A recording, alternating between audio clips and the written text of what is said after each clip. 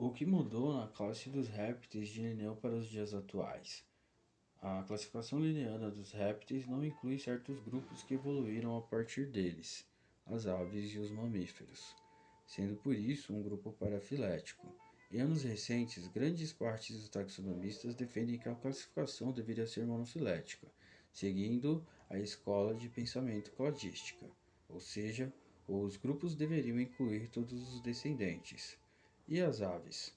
Aves são répteis quando incluídas em análises filogenéticas, mas excluídas na taxonomia tradicional. Para Linneu, aves são aves.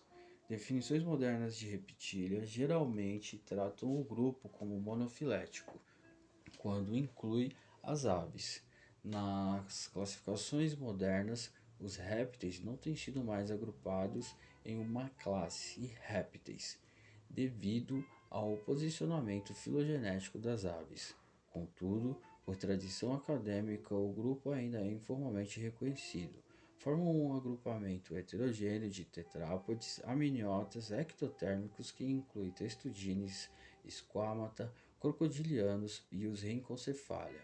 A primeira classificação taxonômica das aves foi publicada em 1676 no Ornithology, e em 1758 Linneu modificou essa classificação.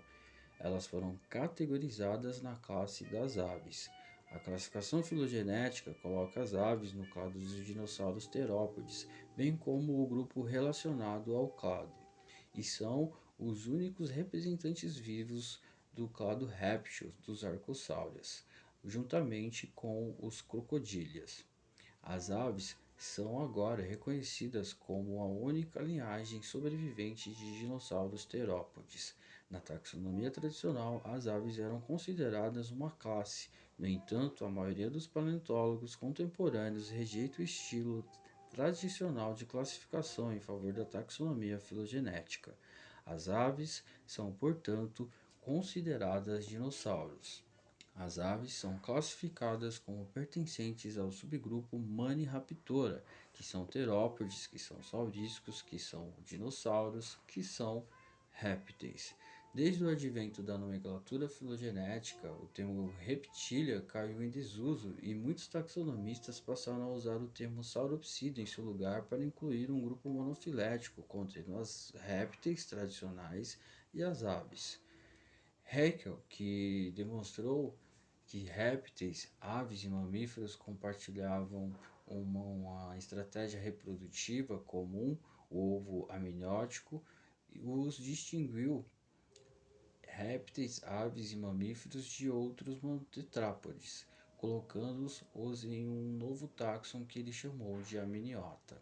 Filogeneticamente, o grupo amniota se subdivide em dois clados, Sinápsida e Saurópsida. O primeiro inclui os mamíferos e o segundo os répteis. O termo Saurópsida se originou em 1864 com Thomas Huxley, que agrupou aves como répteis com base em evidências fósseis. Saurópsida é um clado de amniotas amplamente equivalente à classe Reptilia. Os sauropsídeos incluem todos os amniotas mais intimamente relacionados aos répteis modernos. Isso inclui as aves, que agora são reconhecidos como um subgrupo de répteis, apesar de originalmente terem sido nomeadas como uma classe separada na taxonomia linneana.